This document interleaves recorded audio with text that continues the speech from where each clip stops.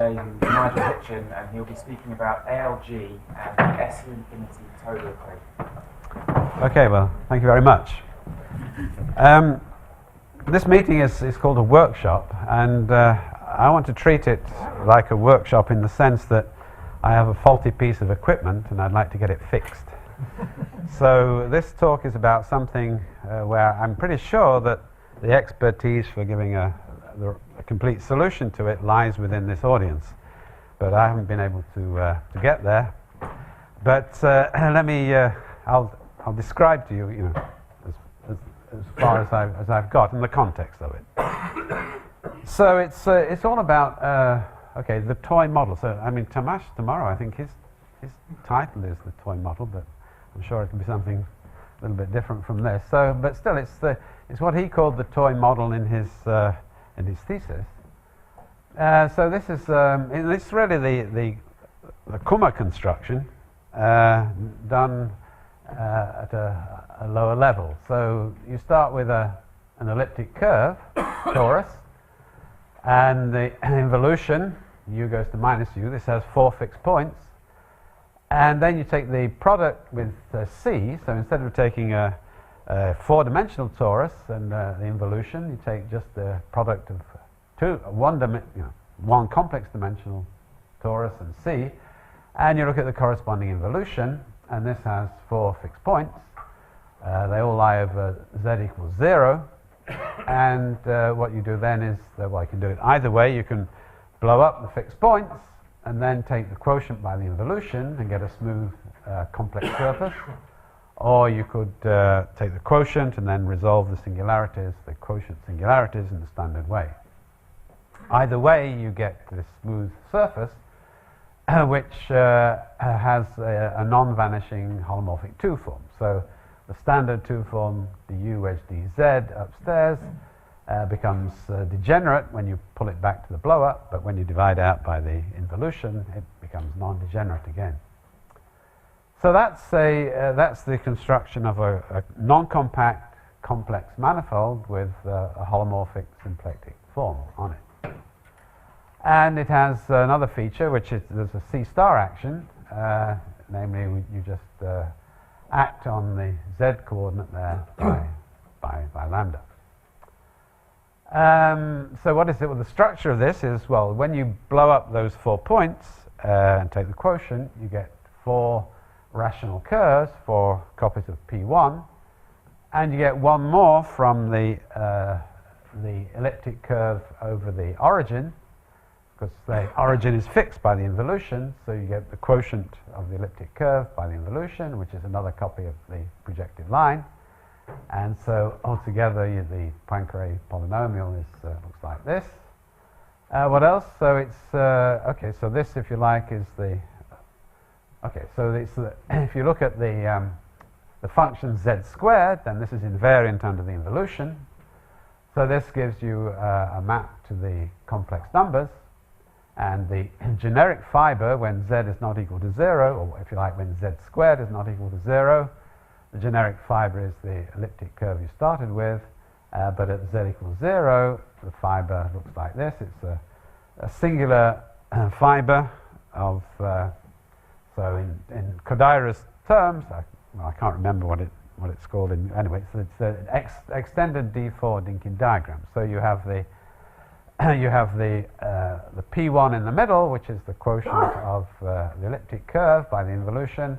And then you have these 4 P1s, which are the blow-ups. So we have this elliptic fibration, and so now, okay. So now I wanted to kind of give you. This is something which Tomasz and I have been kind of discussing off and on. What's a good way of explaining to a general audience what this thing looks like? And the only way, of course, this is a 4 real dimensional manifold. So, but you could at least take a real slice. And so, so suppose you put in a real structure on this, so that the z squared coordinate is just the reals, and then over each fiber you have the real part of the elliptic curve. So you can put a real structure on the whole picture, and then you could ask for the 2 real dimensional space which corresponds to this. And that itself is a bit difficult to embed in R3, but here's an attempt to show you what happens. So, okay, so this is the standard picture, right? When you look on, when you search Google for elliptic curve, then you get something like this. So this is a real elliptic curve, so you have to think of this as the real points of a complex elliptic curve, and it's a pair of circles. So the real structure I'm thinking about is a pair of circles. So I'll have the real line, and over a point which is not the origin, I'll have a pair of circles. And somehow or other, as I move along that real line, that pair of circles is going to degenerate into this D4 Dinkin diagram and then go off in the other direction. So, it's a little difficult to imagine that. But here's one. So this is here's one. You could call this an imaginative reconstruction. So okay, here we are. So there are the two circles, right? That's the real elliptic curve, and now it's degenerating. And now it's becoming the D4 configuration, and then it's going off in the opposite direction in a pair of, so that's a real elliptic curve going off in the other direction. So this is something which actually Andy Hansen did for me. So this is the Hansen of the Gucci-Hansen metric. He gave up physics a long time ago and became a computer graphics specialist. But do you want to see that again? Yeah. Okay, so there it goes. So the elliptic curve, a non-singular elliptic curve, but now it's becoming singular, and then off it goes in the other direction. Now, Tomasz has some little models, which some 3D printing. I don't know whether he's going tomorrow. Yeah. Okay, very good. Anyway, this was my attempt at describing what this thing is, or Andy's really. Okay, so what do we know about this toy model? We know that it has ALG hyperkähler metrics. So, and there may be, I know at least two papers which discuss this by Hein and Picard and Vinerbe. So, of course, there are choices because we have a Kähler form and we have 5 cohomology classes. So there are parameters even for the cohomology class. And ALG means that it's asymptotic to, in a certain sense, which we've heard about earlier, to R2 cross T2 divided by Z2. So with the flat metric. So okay, so now why was this the toy model? At least for us, when Tomasz was writing his thesis. So this is about Higgs bundles. Okay, so let me recall what a Higgs bundle is. So we have a compact Riemann surface and a compact group G, and you look for a principal G bundle on the surface together with a connection A, and an auxiliary field, the Higgs field, which is you can think of in different ways, but one is as a 1-0 form with values in the complexified the algebra bundle, or if you like a section of the algebra bundle tensored with the canonical bundle of the surface. And the equations that have to be satisfied, which are dimensional reductions locally of the anti-self dual Yang-Mills equations, are these. So the Higgs field has to be holomorphic with respect to the complex structure determined by the connection A. And then we have this equation for the curvature of the connection A and the quadratic term involving the Higgs field. So that's on a compact Riemann surface and genus greater than 1. But let me just say, first of all, what we know about that. Well, the moduli space is a hyperkähler manifold. That's because these equations come from an infinite dimensional hyperkähler quotient construction. It's non-compact. We have a circle action, namely multiplying the Higgs field by e to the I theta. And there's a natural function on this, which is the moment map for that circle action, which is the L2 norm squared of that Higgs field. And this is a proper function on this moduli space. So you can do Morse theory on the moduli space if you understand the critical points well. So there's a variant of this, again, which we've probably heard of so far, so of parabolic Higgs bundles. So this is where you have marked points on your Riemann surface, together with reductions of the structure group to a parabolic subgroup at each point, and some weights attached to those. And then your Higgs field has simple poles at each of these AIs, and the situation I want to consider is where they have nilpotent residues. So this means that actually you still have this circle action, because the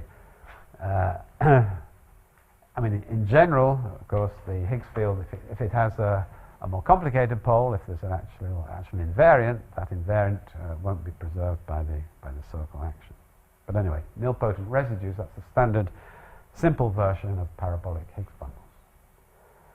And it turns out that if you take the surface to be P1 and you have 4 marked points, and you take your gauge group to be, well, SU2 or at least U2 with fixed determinant, then then what you're going to get is the toy model if you choose things appropriately. So in this case, the most important feature is that this determinant of the Higgs field, so this is just a rank 2, so it's a holomorphic section of some rank 2 bundle tensored with the canonical bundle. In this case, it's a meromorphic section, but it has these, so the canonical bundle is at degree -2, but we have 4 points, so ultimately the determinant of phi here is just a constant function. In general, for higher genus, it's a quadratic if you don't have the marked points, it's a quadratic differential, and this plays an important role in the work of Mazzeo and the others. But in this simple case, it's basically a constant. So this gives us a holomorphic map to the complex numbers, and the generic fiber is an elliptic curve, and you get your bundle by taking a line bundle and the elliptic curve and its direct image on P1. Anyway, that's the general story. But the main point is this, that this toy model can be expressed as a moduli space of parabolic Higgs bundles. Now, there are different weights give you different cohomology classes, and even different Higgs bundles. Here are 2 different realizations. One is where you look at the holomorphic bundle is trivial, but and then the fixed point set of this C-star action consists of parabolically stable bundles, which is where the Higgs field actually vanishes. But you can also look at this kind of picture here, where the holomorphic bundle is not now an SU2 bundle, but your Higgs field takes values, has trace 0, and then this fixed point set, this P1, looks like nilpotent objects like that. So there are essentially different models. And I should say that Sergei and Anton Kapustin studied this type of thing, and then the corresponding norm transform quite a long time ago.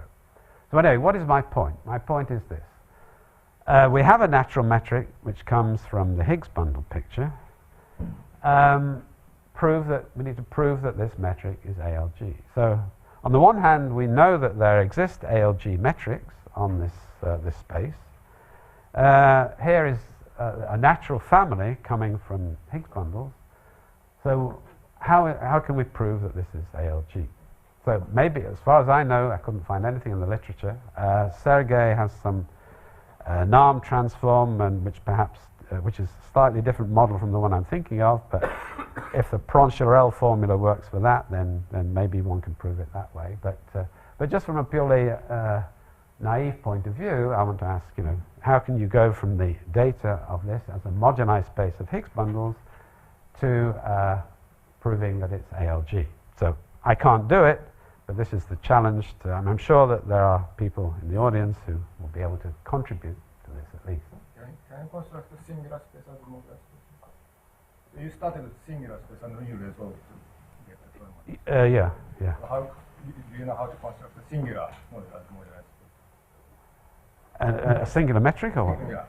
Well, I mean, obviously you could take the flat Modular. flat singular metric, right? Yeah. But that's not. you know. Modular space Higgs bundle. Oh no. So here I'm saying that there is.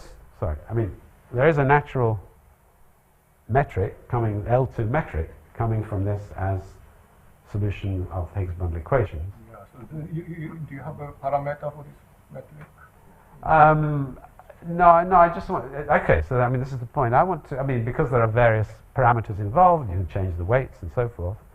I want to kind of, if you like, I want to try and indicate what the minimal assumptions are, which one might use, and then ask the question about how much more information you need from the Higgs bundle data in order to actually prove this. So, I mean, it's conjectured that you know, for any one of these parameters that this is going to be ALG. It's just the information to infinity. So this is a little bit like what we heard maybe from Caron yesterday, where you have two different ways of getting hyperkähler metrics, but you need to prove that they're the same. They're generally assumed to be the same or have the same properties, but there needs to be a choice. When you go through the twistor family of complex structures, so there's one where you have this D4 fiber, Yeah. but you have elliptic vibrations on the other complex structures? No. I mean, they're affine. I mean, They're all you know, affine, I see. yeah. I mean, that's the flat connection point of view. So these are character varieties of the 4 times function P1. But in this case, if we prove that it is ALG, we still don't know if it is the same as the other one. No, that's right. So there's no, that's right. So here, yeah, that's right. There's no uniqueness necessarily yet, or whatever. Or, yeah. But if you had enough asymptotics on the Kähler potential, then all checker people would certainly be able to do it. Yeah. So okay. So that's one approach. Can you do in this simple case the sort of thing that Mazeo and the other authors are doing in the other case of looking at the asymptotics of the Higgs bundle and correspondingly what are the asymptotics of the corresponding metric. But I would just want to adopt a more naive point of view and use that circle action. So not all of this type. So the model that I had has a circle action. And so you can ask yourself, well, okay, we're trying to solve the Monge-Ampere equation, but let's think about what the equations are for a 4-dimensional hyperkähler manifold together with a circle action, and a circle action of a particular type. So if we have a 4-dimensional hyperkähler manifold with an S1 action which leaves the omega-1 invariant and rescales the holomorphic 2 form, so that's precisely the situation that happens here, because this rescaling the Higgs field actually rescales. The action was multiplying the Higgs field by e to the theta, and this is what happens to the holomorphic 2 form with respect to the Higgs bundle complex structure. Then there's a well-known ansatz for this, which is called the SU infinity Toda equation, or the Boyer-Finley equation.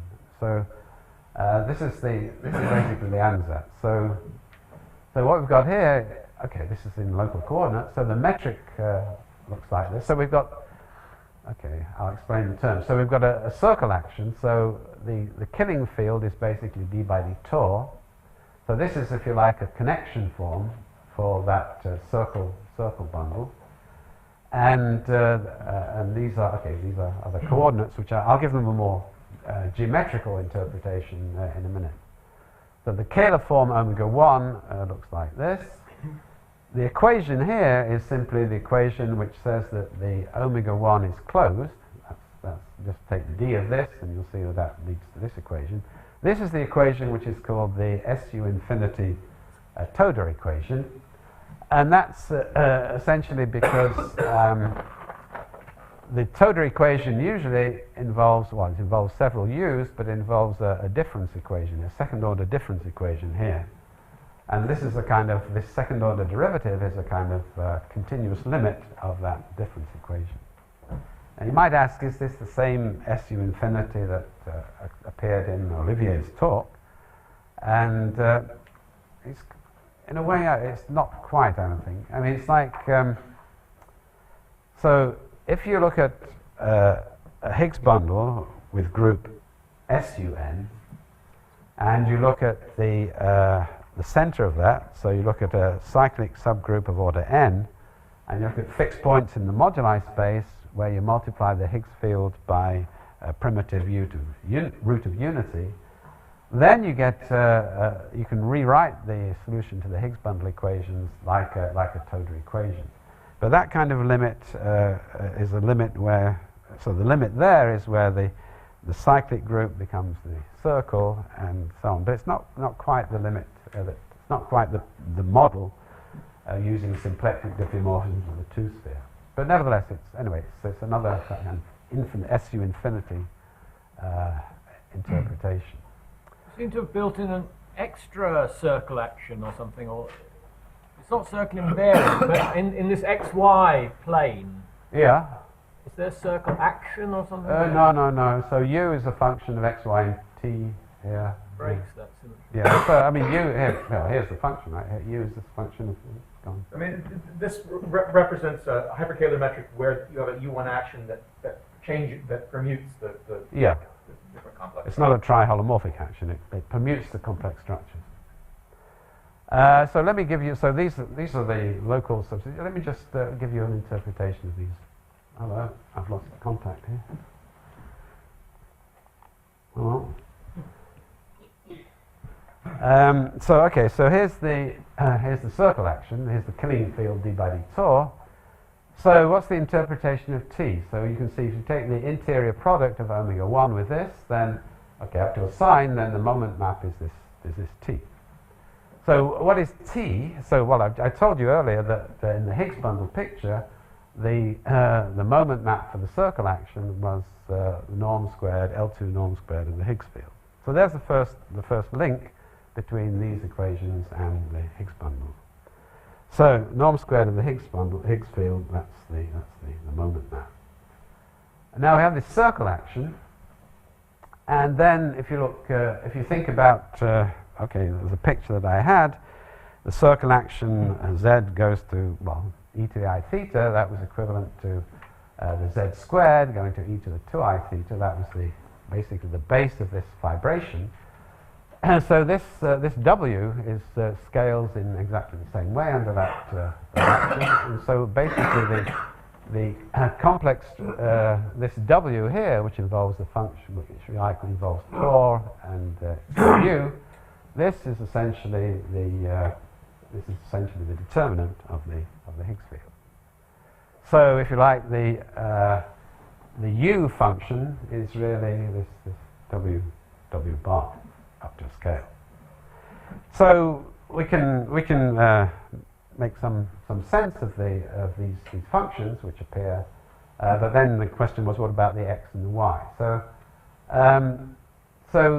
now we've got this manifold with a circle action, preserving the symplectic form omega 1. T is the moment map. So you can look at the Kähler quotient. So you look at the zero set of the moment map, or a level set of the moment map, because you can change that by a constant. You look at the level set of the moment map, divide out by the circle, and that's the Kähler quotient, which is locally the C star quotient of a suitable open set of stable points. So this, the x and the y here, you can think of these as being, if you like, think of the x plus iy as being a local holomorphic coordinate on the Kähler quotient, and this is the quotient metric. On the other hand, as you see, it involves a derivative. So in fact, there's another metric defined on the quotient, which is a bit easier. If we integrate, if we just look at this metric here, so it's an integral with respect to t, if you like, of the first one. Then this is, of course, ceases to be a metric if w is equal to 0. But this is the u, if you like, appears here in a geometrical fashion. It's another. So what have we got? We've got a family of metrics on this quotient Riemann surface. As you see, they all respect the same conformal structure. You're just changing by a scale. So you've got a t-dependent metric G on this quotient. So at the level T, you take the quotient, you have the same Riemann surface, and this metric G is a time-dependent, t-dependent metric on the surface. Then you can rewrite the equations in a very nice form, namely that the second derivative of this metric G is the Gaussian curvature times the metric. So this is a means for looking globally at this picture. It's also a means of actually finding simple solutions. So let me give you some examples for this. So, well, first of all, that right-hand side, it scales in the same way as the Gauss-Bonnet integrand, right? So, I mean, Gauss-Bonnet integrand would be k times the square root of the determinant.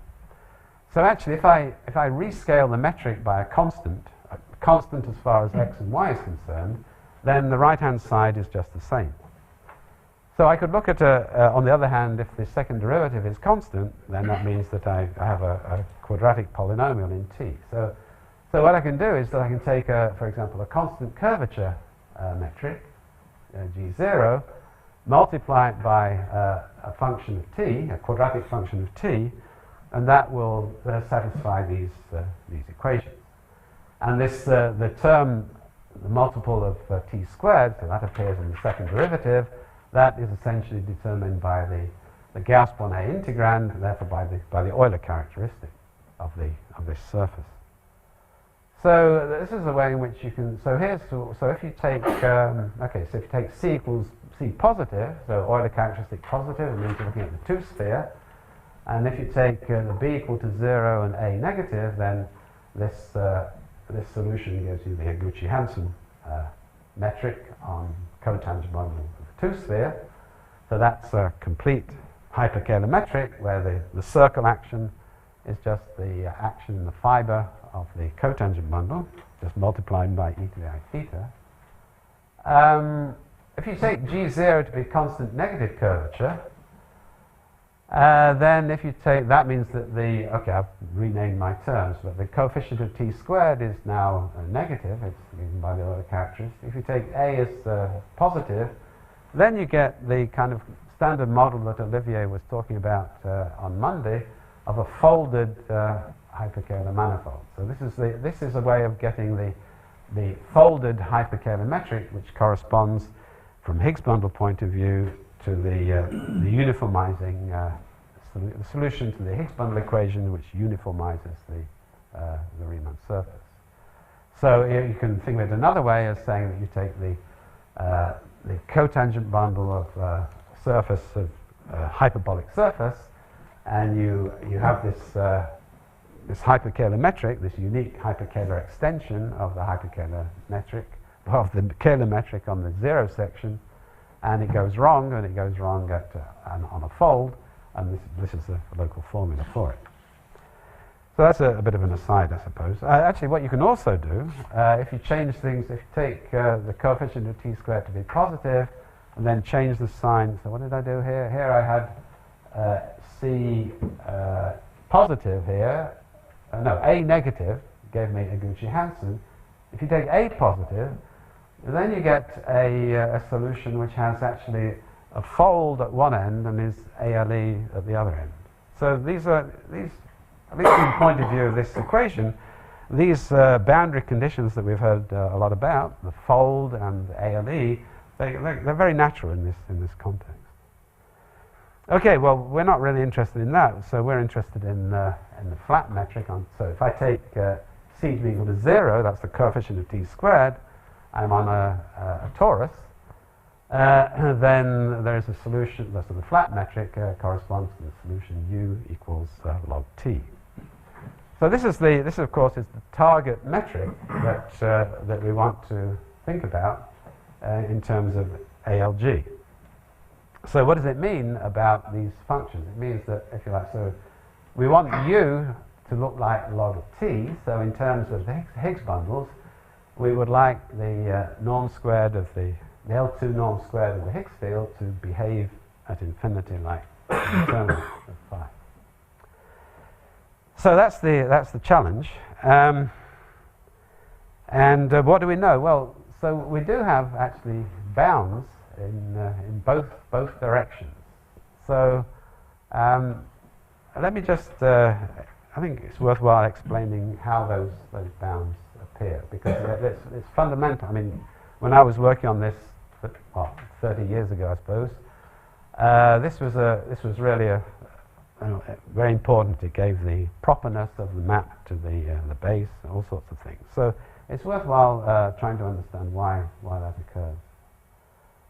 So, and I'm going to do it in the case of higher genus, and I think the same sort of thing will work in the parabolic situation, but it's kind of easier to do it. So I'm working now in genus greater than 1, but some small adaptation of this would work in the parabolic situation. So how do you get that inequality? Well, obviously, if you like, one way around is kind of obvious, right? So you can clearly bound the determinant of phi by the, you can do it, yeah, you can do it using the area, if you like. You can do it that way around. So it's really from the equations. So you use the Weizenbach formula. So you use the fact that phi is holomorphic using the connection, the d bar operator of the connection A. And then if you take the L2 norm squared of the other part of the covariant derivative, then you can rewrite that as a Weizenbach term. There's a curvature term there, so the curvature of f acting by the adjoint representation on phi. And then there's a term here which represents the curvature of the canonical bundle, because phi is not just an endomorphism, it's got values in the canonical bundle. So from that, you can see that, so now if you plug in the first equation into replace f by that, you get an inequality essentially looking like this. So you have a bound of the L2 norm squared of this commutator, so this is the homogeneity is different on each side. And then you say, okay, make this simple observation that if you have a complex n by n matrix, which is normal, that means it's diagonalized by a unitary matrix. And so if you normalize A to be, I don't know, trace A star equals 1, then you can see that the characteristic polynomial and the bracket AA star, they can't vanish simultaneously, because if it's normal and the characteristic polynomial is 0, then it's actually 0, but it's been normed to 1. So that simple algebraic observation tells you that if you have bounds on the characteristic polynomial and on the bracket AA star, you get bounds on the matrix A.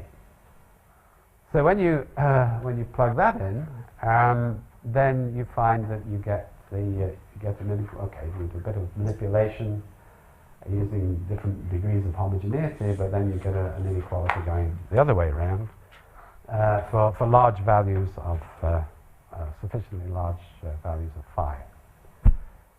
So that's okay. So that's where that inequality comes from. So that's so that's at least bounding things. We would like asymptotically the determinant of phi to be equal to some multiple of phi squared, but we've got these bounds going both ways by using the Weizenbach formula. So that's one piece of information which comes from the Higgs bundle interpretation. What's another one? Another one is this S1 action.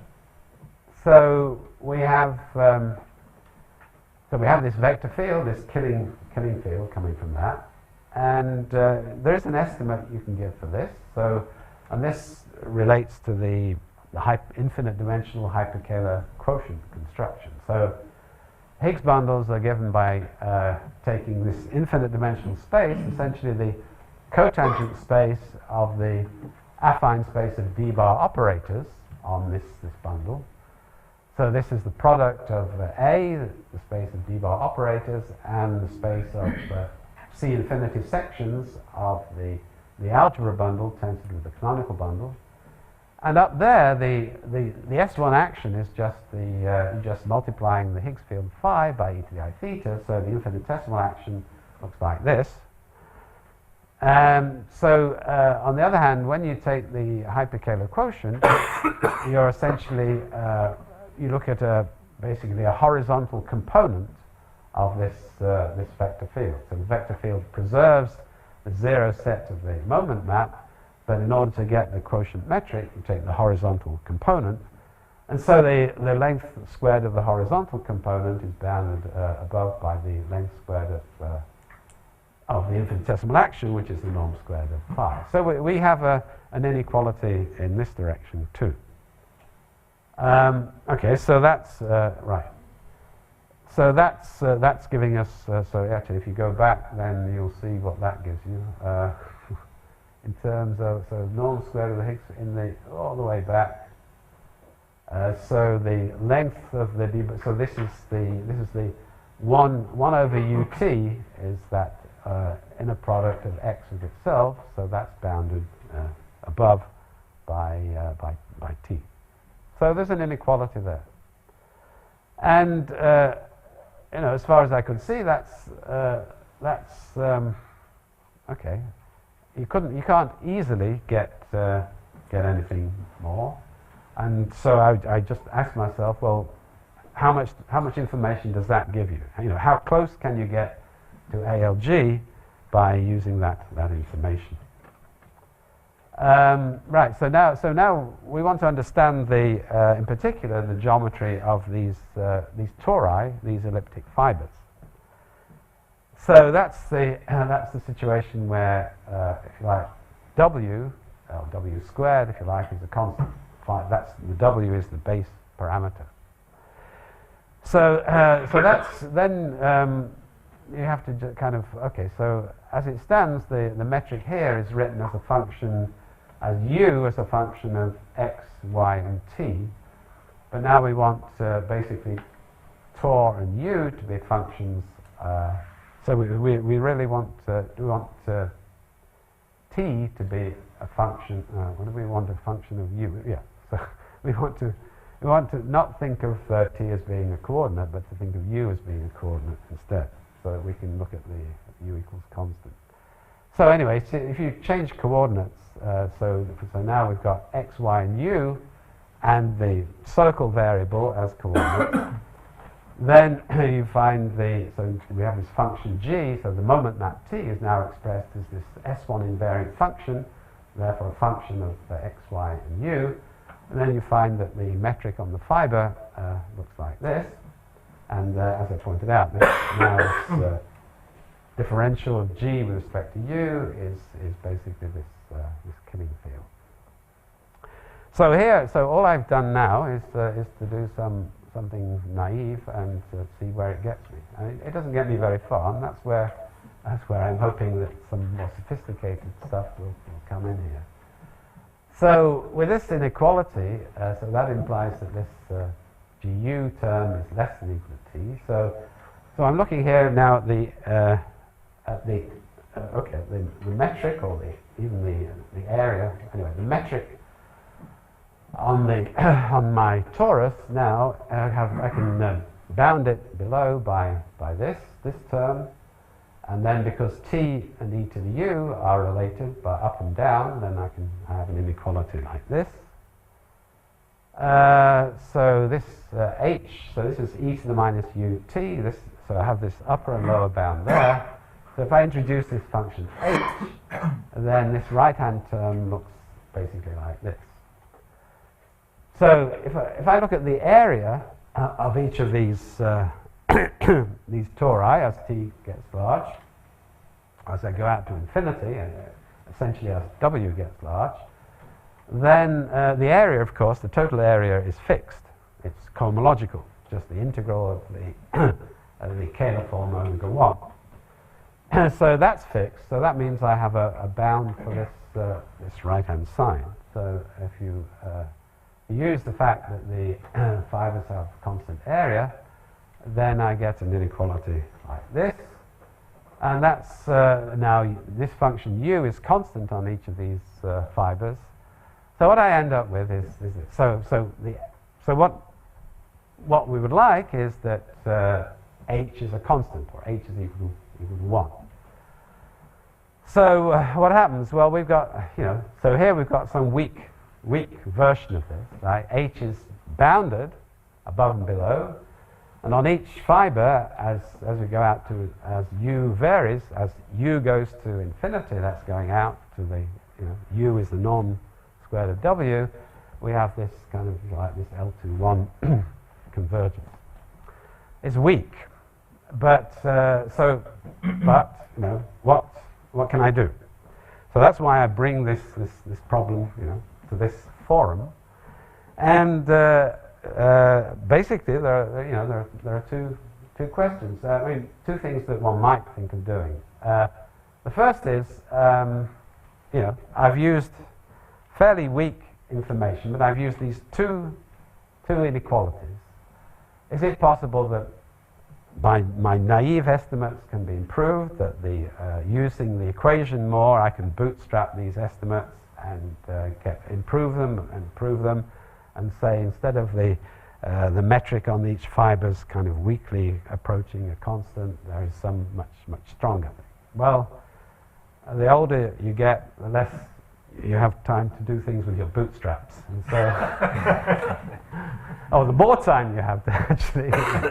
So this is something which I'm not certainly not an expert at, and so it's conceivable that minimal information from the moduli space, from the geometry that we know because it's a moduli space of Higgs bundles, might be modified by using some more sophisticated techniques, sophisticated estimates.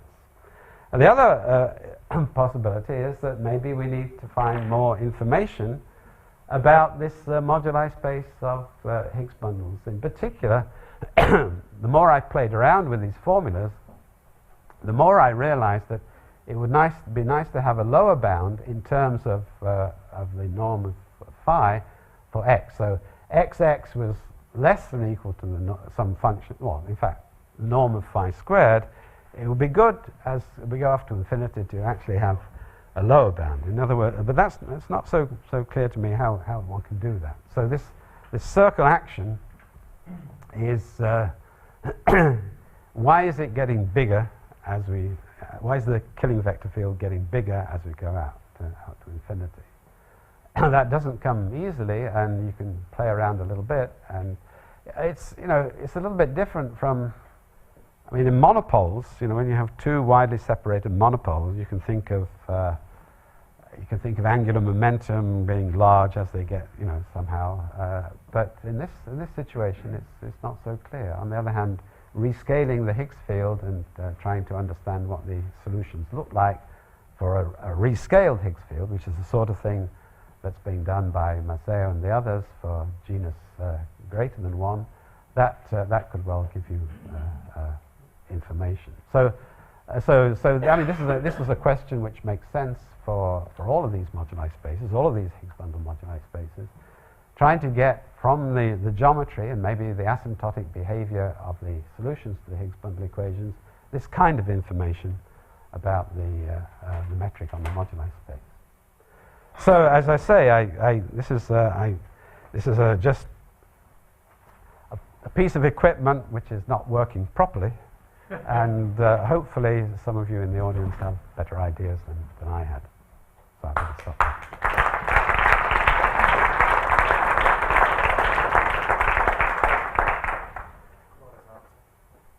No, but I have an idea. So,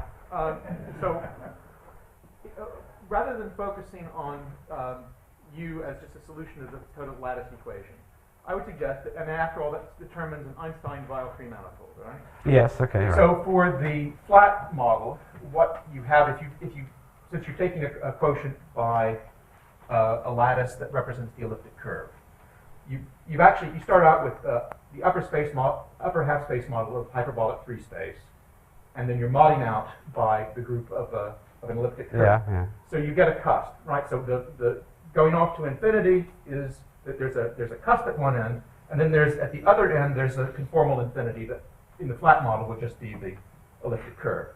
But then you expect to lose regularity there because you're blowing up, right? So that conformal infinity end, you probably have very bad regularity, but you're mostly interested in questions at the other end where you're trying to understand the cusp. Yes. So the original geometric structure, the Einstein-Weil connection on it is just the hyperbolic connection. And so maybe, for example, it might be useful to try to prove that when you deform the metric, you still get at that cusp end, maybe it's still complete, geodesically complete. Okay. I don't know if that, it seems like an irresistible thing to look at. But I mean, of course, if you're, well, I was going to say if you're more familiar with Einstein-Weil geometry, but it's just the okay, so this is Einstein. Hyperbolic ansatz, right? Yeah. Right. Okay, that's a good idea. Yeah. Oh. Can you get any mileage out of the covariantly constant spinners? Or the covariantly constant spinners? Well, they're kind of built in right from the start, aren't they? They're constant. I mean, it is the holomorphic form, basically. I mean, and so we know what that is. The size of that, the size of that is fixed. No, I think maybe. I mean, I don't think so. I think you need to get some deeper information about the killing. I mean, after all, the killing vector field determines everything, because I mean that moment map. If you take one of the other complex structures, that moment map is actually a Kähler potential. And so if you had a better hold of the complex structure, the J, if you like, where this is the I, you could say something, but then you've lost the elliptic curves, and then the whole point about ALG is that these tori should become flat. So if you've lost that in the picture, then it's maybe not so helpful. Yeah. No more questions or no more answers. Thank Nigel again.